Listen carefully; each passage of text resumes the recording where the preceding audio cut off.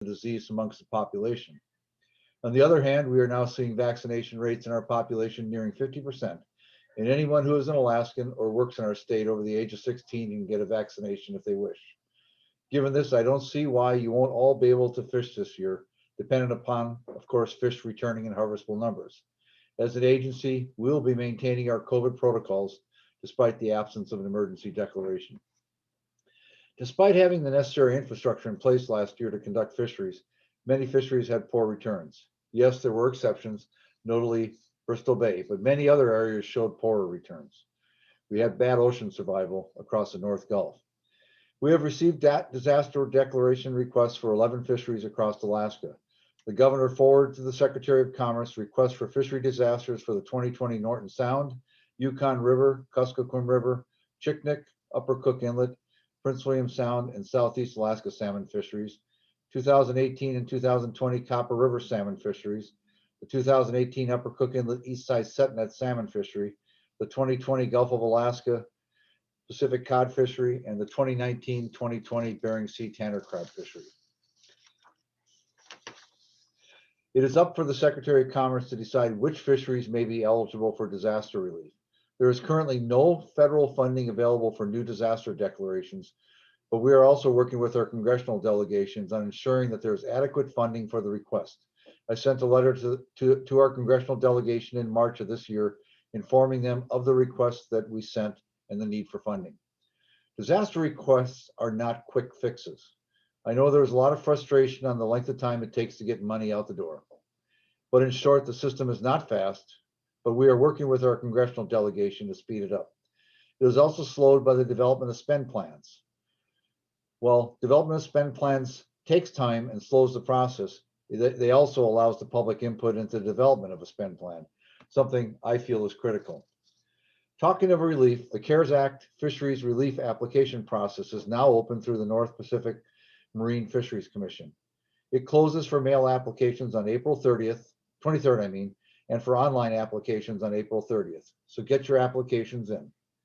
I know there is frustration on the amount of time it took, but I wanted to ensure that there was a public process in place for the development of this spend plan, and that all fisheries, including those that occurred late in the season, were eligible for funding. That was accomplished. Also, I know many fishermen are doing the calculations, and some are not qualifying because they can't show a 35% loss. The 35% loss was stipulated in federal legislation and is not something that we could change. There is also another round of COVID fisheries relief money coming to Alaska. We believe it will total another $40 million, and we are working with NOAA on how this money will be distributed. More to follow. Let's speak for a minute about the Board of Fisheries. The board reversed itself and chose to not double up on board meetings next year. I think this was a wise decision. The governor's budget for commercial fisheries stabilizes this budget after years of GF reductions. We are also bringing in new funding, most notably Pacific Salmon Treaty money. All in all, we are going to be able to fund all necessary research and management infrastructure under the governor's proposed budget this next year. We are looking to unify the commercial fisheries budget into a single component, like we have over the years for the sport, fish, and wildlife budget. This is being done for efficiency reasons only, and the budget will remain project-based to ensure regional projects and programs can be tracked. This was a priority of my commercial fisheries director, and I agreed to it. This said, there are budget challenges. The Division of Sportfish took a $6 million hit due to reduced license sales this last year. They conduct stock assessment across the state that informs management of not only sport fisheries, but also commercial fisheries, most notably for Chinook and Koa salmon. We are working to minimize the impact of this fiscal hit on their programs, both short and long term. On the federal front, we are making significant progress in our state priorities at the North Pacific Fishery Management Council. We have a great team there, led by Rachel, and are poised to take action on halibut abundance-based management, Bering Sea rationalization, observer coverage and cost containment, and halibut REQ programs, the last of which requires congressional action. Given the progress we are considering opportunities for initiating assessments of the Gulf cod and pollock fisheries. Speaking of federal fisheries, let's briefly discuss Cook Inlet. The state was not willing to accept a delegation from the National Marine Fisheries Service to prosecute a state commercial drift gillnet fishery in the federal waters of Cook Inlet. Simply put, I was not comfortable in having state management authority under the annual scrutiny of the National Marine Fisheries Service and the new federal bureaucracy that resulted. This was not an easy decision, but accepting federal oversight simply opened the doors for federal involvement in salmon fisheries that I was not comfortable with. Once this decision was made, the federal government had a choice to independently manage the federal water fisheries, which they chose not to do. So the only option left on the table was to close the federal waters. The council vote was unanimous, including all Alaskans and outside council members, with the exception of the National Marine Fisheries Service, who abstained. We are now working with the congressional delegation to ensure that these waters can remain open and managed by the state without federal oversight. It is my hope that Congress will fix this and that we can reopen these waters under state management. This year, the waters will remain open until the federal regulation is finalized.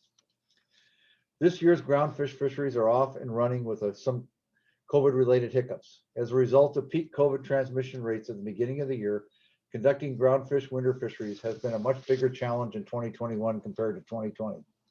Multiple plant closures resulted in a 30% decline in pollock harvest volumes in 2021, with the impacts concentrated on the inshore sector. Also, pollock production data in January and February suggest lower roe yields compared to previous yields. This aligns with reports that early closures unfortunately coincided with peak roe conditions. That said, pollock surimi export prices are up 32% in January 2021 compared to the same month last year. Overall, cod tax are down 12% for 2021, although a return of a directed Pacific cod fishing in the Gulf is a bright spot for some. Herring fisheries are also off and running. The Sitka Sound Sac-Roe herring fishery opened March 28th, and there have been 3 openings thus far, with a total harvest around 5,000 tons. The GHL is 33,000 tons, and we expect about 10,000 tons of this to be harvested. The Craig Kawak herring spawn and kelp fishery is open, but no spawn has been observed yet. The Kodiak Management Area Sac-Roe herring fishery will begin April 1 with a guideline harvest of nearly 7,900 tons. This is the largest GHL on record for this fishery. The Kodiak Sac-Roe herring fishery will likely open in May with a guideline harvest level of 42,639 tons. Crab fisheries are also off and running statewide. Dungeness crab harvest in 2020 was 11.5 million pounds, a new record. Most of the Southeast Alaska tanner crab fishery is closed this year, with small areas remaining open until March 14th. Harvest is about 1 million pounds. Tanner crab fishery in Prince William Sound is open, but catch rates are relatively poor. Tanner crab fisheries in Kodiak, Chiknik, and South Alaska Peninsula are closed in 2021 due to low abundance. In the Bering Sea Aleutian Islands crab fisheries, the Eastern Aleutian Islands golden king crab fishery is concluded with a full tack being harvested. The Western Aleutian Islands golden king crab fishery remains open until April 30th and is likely around 15% of the tack will go unharvested. We have received a request to extend the season to May 31st. The Bristol Bay red king crab fishery is concluded with the full tack being harvested. Bering Sea snow crab fishery is ongoing with about 70% of the tack landed thus far. The fishery closes May 15th in the eastern area and May 31st in the west. Western Bering Sea tanner crab closes tomorrow and about 40% of the tack has been taken. We have received a request to extend the season 2 weeks, which we are considering. However, we do have concerns, I'll say, on overlap with the tanner crab fishery mating and molting season. Salmon season will be ramping up in the next months, and projections are for higher returns than last year. The 2021 commercial salmon harvest projection of 190.1 million is expected to include 269,000 Chinook salmon, 46.6 million sockeye salmon, 3.8 million coho salmon, and 124.2 million pink salmon, and 15.3 million chum salmon. Compared to the 2020 commercial harvest, the projected 2021 commercial harvests are expected to be as follows: 63.5 million more pink salmon, 203,000 more sockeye salmon, 1.4 million more coho salmon, and 6.7 million more chum salmon. Hopefully a better season overall than last year. But I gotta say, it's up to the ocean to decide what comes back. With that, I'm done with my remarks and would like to give John Moeller an opportunity to make any remarks he may wish before we open the floor to questions. But before I do that, I want to thank you for your time and, more importantly, for the contribution you as commercial fishermen make to our state and its economy. It is recognized by us and appreciated. Thank you for all your work. Well, thanks, Doug. Sarah, thank you all for having me again. Unfortunately, we're not able to be there in person. Any of us. This is one of the events that I look forward to every year. A couple things just to add to the commissioner's comments here relative to the COVID-19 pandemic, some of the efforts that we took as an administration. But I'd be remiss to say to not mention how well we partnered with industry on this. This would, all the efforts the state made, it's commendable in terms of what the department was able to pull off here in terms of activating fisheries.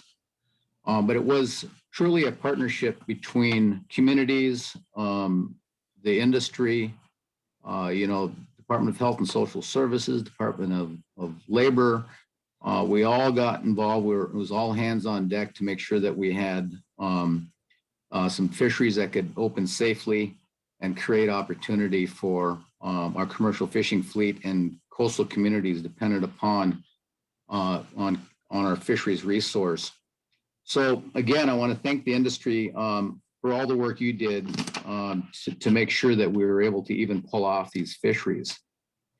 Relative to the disasters that the commissioner mentioned, it's unprecedented. I don't think we've ever had as many disaster requests, much less determinations from the governor's office on sending back to the secretary. As a commercial fisherman, it's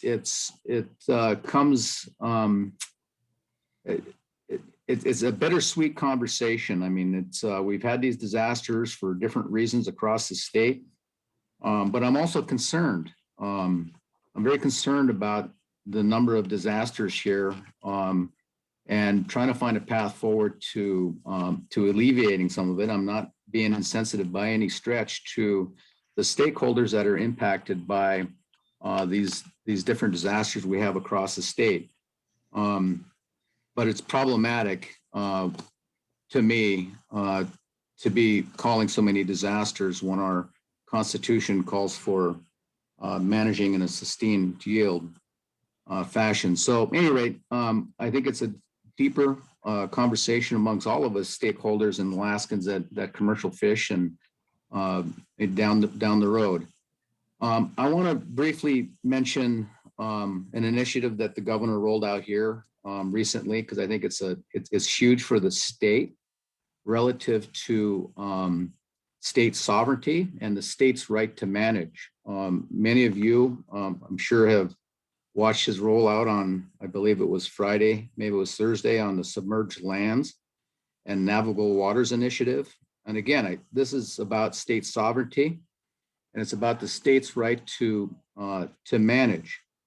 Under statehood, we were allocated the submerged lands under navigable waters, and since statehood, we have been battling with the federal government at every turn, and until the governor's initiative here, the federal government has only acknowledged about 16% of the state-owned lakes and only about 9% of the state-owned submerged lands under our navigable rivers.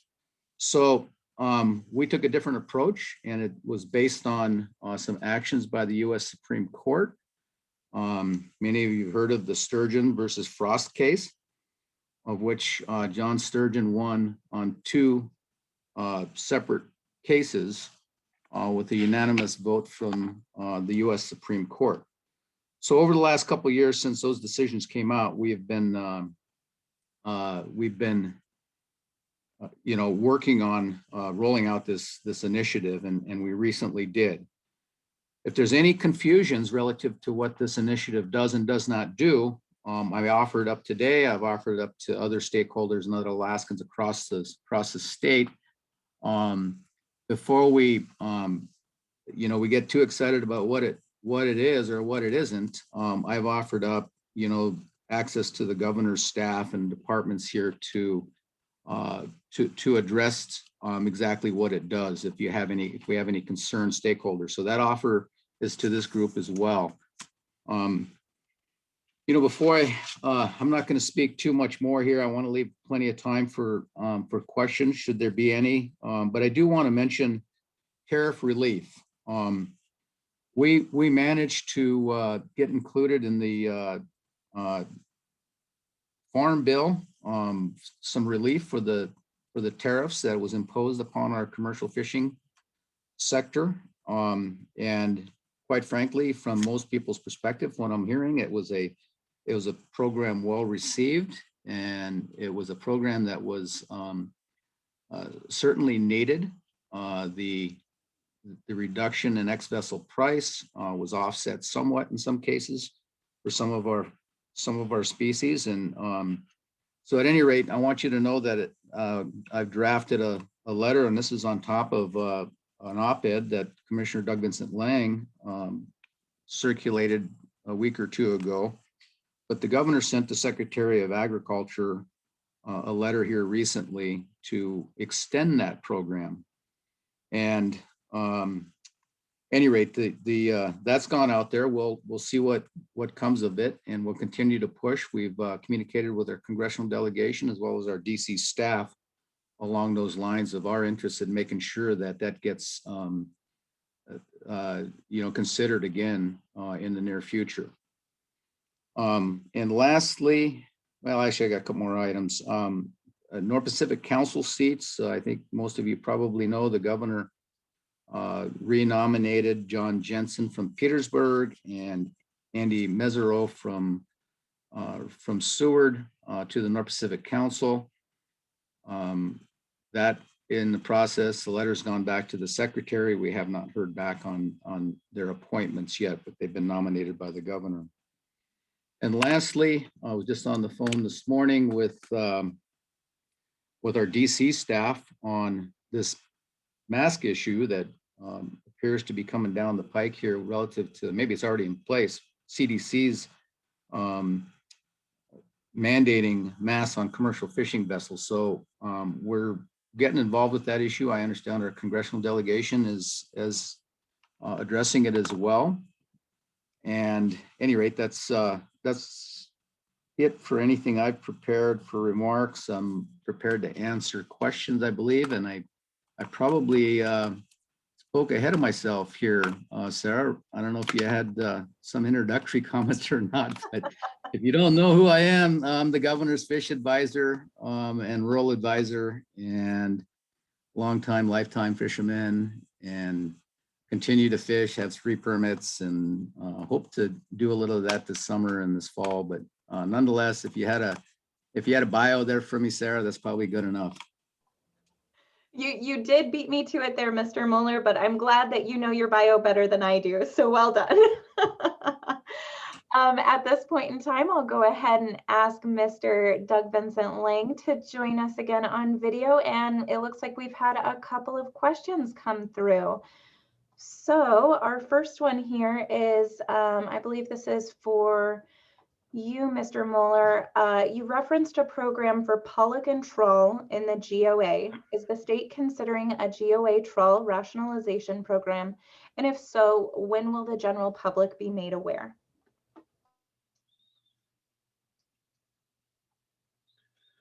So I think I mentioned that. Yeah, I was gonna say I couldn't find my mute button here. Sorry about that. And that might be something Doug might address. I think we're having discussions on a continuing basis in terms of prioritization of council actions, of which, I'll let Doug take the lead on it, but I'm involved in those discussions as the council prioritizes their what they want to address in the future. Go ahead, Doug. Yeah, so we set an agenda when we first came in for the council to tackle it, and we were starting to get close to having some final decisions on those issues, which included the Bering Sea Rationalization Program, halibut, ABM, and observer programs. So that's freeing up some resources. So we're again looking at the range of issues that are out there, and one of those that are out there is the rationalization programs that have been requested in the past for the Gulf of Alaska. We don't have any plans right now to start that, but as resources get freed up, that's one of the issues we'll be looking at. Now, for us to start that issue, we need to have at least a pathway forward with a general consensus around what a problem statement is and a general consensus as to the elements of an analysis to move forward on that. So as I've been talking to different people in the Gulf, I've been urging them to get themselves organized, to have those general discussions on what a problem statement looks like and what elements of a analysis would look like as you move forward. Because certainly if we don't have that general consensus, it's going to be very difficult to move forward on that issue. So a lot of this has to come from the users, and they're working together to try to define, again, what is the problem and what are the elements of a solution. So just to add a little bit to that, I mean, I was on the advisory panel when, I don't remember what version of Golf Rat we were talking about at the time, but I was on the advisory panel in the midst of that conversation. And one of the things that certainly from my perspective, and I communicated this with other council members, is the governor's office doesn't want to take on another political football. So if we can have some of these things that the commissioners mentioned spelled out relative to the discussion moving forward, we all recognize that there's management issues in the Gulf that ultimately have to be addressed. But for this thing to get kicked back and forth as many times as it already has, with the different stakeholders with different interests, we don't want that on anybody. To just be more of the same. So we can figure out some of the stuff that Doug mentioned, ahead of time. It's gonna further the conversation. I just wanted to add that. Thank you. Thank you so much. Our next question comes from Terry Haynes. What would it take to change the mask mandate for fishing vessels? I'm sorry, I didn't get what would it take to change what? The mask mandate for fishing vessels. Oh, I think that's a good question. I think, the CDC is planted their heels on this one, at least as I understand it. So, we're on the beginning of that conversation. I know Senator Sullivan has been a little more in depth into that conversation. Certainly, I mean, from a realistic standpoint, I mean, it makes no sense. So, so we're on the front side of that conversation. And Terry, as we get more information on that, I'll be sure to make sure that's communicated. And I think the other element of that is I'm beginning to talk to some of the other coastal states that have commercial fishing activities. And I think to the extent that we can form some kind of a unified position on this issue across more than Alaska states, I think we stand a better chance in changing it, because really this is a CDC guidance, which can be changed depending upon, how they get policy direction from the White House. And if they hear from both other coastal states in addition to Alaska, they'll probably be more inclined to do it. I would just add to this conversation that, from this governor's standpoint, if you look at his disaster declaration bill that he introduced, it's in the midst of the discussion here in Juneau at the moment, but that particular bill was a bare bones minimum of what we believed is necessary to continue to manage this pandemic.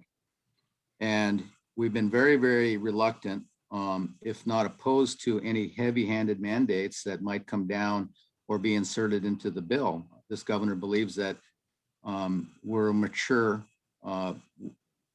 industry, and other industries in the state of Alaska, mature industries, and they're going to do the best thing for their industry, and they're going to do the right thing.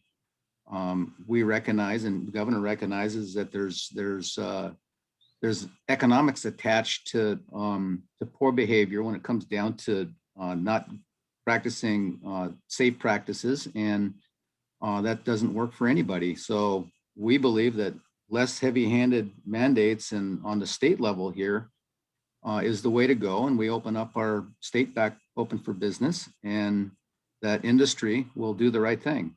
That's our approach to this. So you can count on this administration pushing back on any federal mandates that might be coming, that are in place or coming down the pike, that inhibit the opportunity for business and or puts unreasonable restrictions on our industries. Thank you so much. Our next question comes from Teresa Peterson, and it asks, are you familiar with the discussion paper for entry-level access pool into the halibut sablefish IFQ fishery that is coming before the council next week? And can you help support barriers to entry? Doug or Rachel? Rachel, you want to handle that one? Sure. I'll just turn my camera on here. Hi, Teresa. Thanks for the question. And yes, I am, of course, aware of that discussion paper and have read it and are talking with our staff.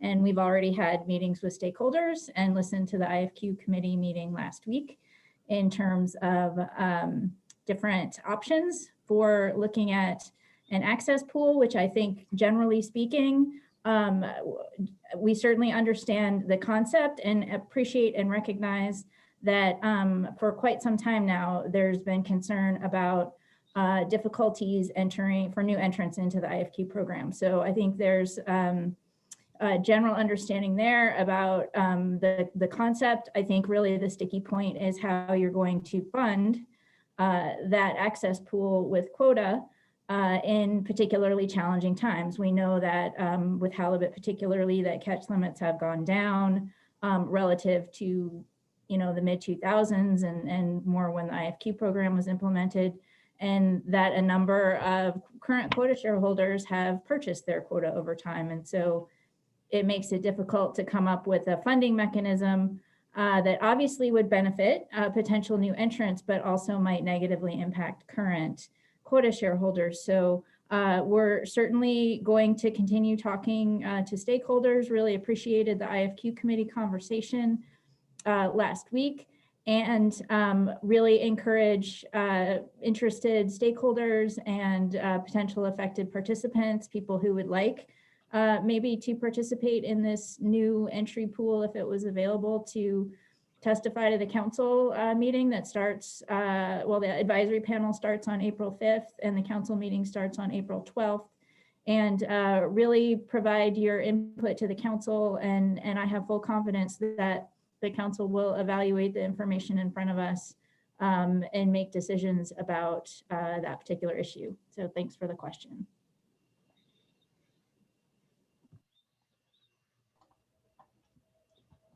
Thanks for that, Rachel. I haven't seen any additional questions come through, and I know that we do have a little bit of a lag time between our presentation and the questions. I see one's come through. We have this one from an anonymous participant. The NPFMC closed Cook Inlet because they didn't have a choice given Alaska's stand on CI management. Are you planning to be more flexible, or is this a done deal? Okay, so I'll take a shot at that. Again, I said during my comments that I did not accept a delegation under federal authority to continue management of that fishery. The federal government also chose not to exert their opportunity to have federal management in that fishery. It is our hope that congressional action will allow the state to be able to manage that fishery as it has in the past under state delegated authority without federal oversight. And we are working with the congressional delegation to try to make that happen. So we are working to try to get it back to what it was when this whole issue started. So it's not a done deal. So what it is right now is it's now on our congressional delegation to be able to find the right solution to be able to have us to be able to manage that fishery again. And Doug, what do you think the time frame on that? I mean, for one, I mean, it's not going to have any impact to this upcoming season. So this season, the federal regulation of closure will not go into effect until after this season is over. So this season, we will continue to have a fishery as we had last year. It's going to be prosecuted very similar to how it was last year. Again, that's a mixed stock fishery in those federal waters in Cook Inlet of Area 1. So we'll probably start the season with the fishing regime that has normal periods. And then again, by management plans in Cook Inlet, that fishery gets put into the conservation corridors in the middle of July. So again, we'll be managing it very, very carefully because we're projecting to have low runs of sockeye into Cook Inlet this year, but we will be managing and fishing this year in the federal waters of Cook Inlet. Now, if the federal government doesn't, if congressional action is not taken by the end of this year, then that area would be closed off next year to fishing. But the state would continue to fish the state waters of Area 1, and we would probably have to adapt our management plans through the Board of Fish to deal with the fact that we're not having the federal waters open to fishing. So I would just add to that, to Doug's comments here, that one, I'm just finishing up a draft letter for the governor's consideration to send to the congressional delegation here, urging a congressional fix here for this particular issue. And it was a really, really tough discussion and decision in an untenable place to be put in. And as I mentioned in my opening comments, you know, we've been fighting for 62 years to get what is rightfully the state of Alaska's, you know, inherent right through the Statehood Act to manage its own resources and lands. And we believe we finally won that battle on one front with respect to the sturgeon case. So the thought of giving back or in partial or in whole any ability or giving away the state's right to manage a fishery in this case is it just went against the current for, I think with this administration, and I suspect others before us. But it's also important to note that the precedent setting in this particular case was broader than Cook Inlet. You got to hear me when I say it was very, very painful as a commercial fisherman to one, curb access to the fisheries, but in this particular case, a potential closure. That's something I took and this administration took extremely seriously. But it wasn't Cook Inlet the only, it happened to be the case in the discussion of the day, but there's 4 or 5 other areas in the state that could have been affected by this particular action. So it's an unfortunate situation. The objective now is to work with our congressional delegation to find a fix. And it's pretty apparent that fix is going to have to, it may be Alaska specific in nature, but it may take other senators and Congress folks in other states to help us find that solution, being it is a congressional fix. So anyway, I wanted to offer that up as well. Thank you so much for all those insights. We've also had a question come in from Lainey Welch. Alaska herring is more valuable as bait due to a tanked market for roe in Japan. GHLs are not taken due to little interest and low price. Any talk of a management change for herring to a bait fishery? Well, of course, that would have to go through the Board of Fish, and I think we are looking at, yeah, Lainey, I think you raise a good point. I've been looking at herring and what we could do to harvest more of that biomass, because clearly it's a fishery that's underdeveloped in terms of the available biomass that could be taken. I think there's different ways of dealing with that issue. You know, you can go to a bait fishery, or you can try to develop markets, or you can try to develop new product for herring. I think all of those things are on the table. And I think as managers, we can ensure that there's a harvestable surplus, but we also as managers have to look at how that harvestable surplus can be turned into value-added products for the state economy. And I think we'll be looking with ASME and other different individuals out there, different groups out there, to try to find market for this unused biomass. Okay, thank you. I don't see any other questions that have come in at this point in time, but again, we do have a little bit of a lag between our presentation and what our audience is hearing. So we'd like to give them just a little bit more time to ask any questions. So I have a question of my own for you guys, which is that we are doing a fish taco feed this evening. That's part of the Comfish tradition. So anyone here in Kodiak gets to head on over to a food truck and purchase some fish tacos for tonight. So my question to you is, if you were here and wanted to prepare a fish dish, which is your favorite for us? Rockfish fish tacos, freshly caught black rockfish fish tacos. Well, Black. I never thought fish belonged in the taco shell, quite frankly, but for me, it's barbecued black cod. Delicious. Well, thank you for entertaining my silliness there. I have no more questions that have come through at this point in time. And so if any additional questions do come through, how would you like attendees to reach out to you? Well, I know a lot of commercial fishermen know my phone number because I get a lot of phone calls from them. So you guys can call us, Rachel, or any one of my staff anytime you guys have a question or want to talk to us. We're open for business, and we have been throughout this COVID crisis. So yeah, just give us a call and we'll be glad to chat with you. And likewise for me.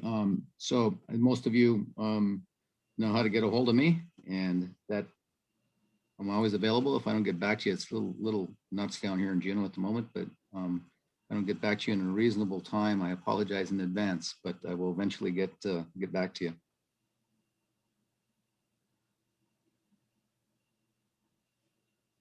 You're muted, Sarah.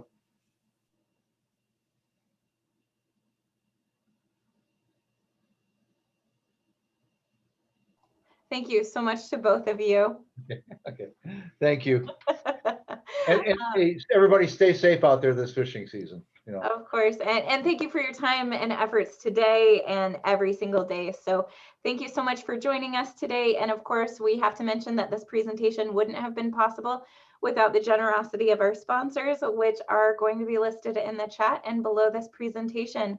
So we will be back at, let's see, 3:15 for the Seeking Permanent Protections for Bristol Bay presentation. We look forward to seeing everyone there. Thank you.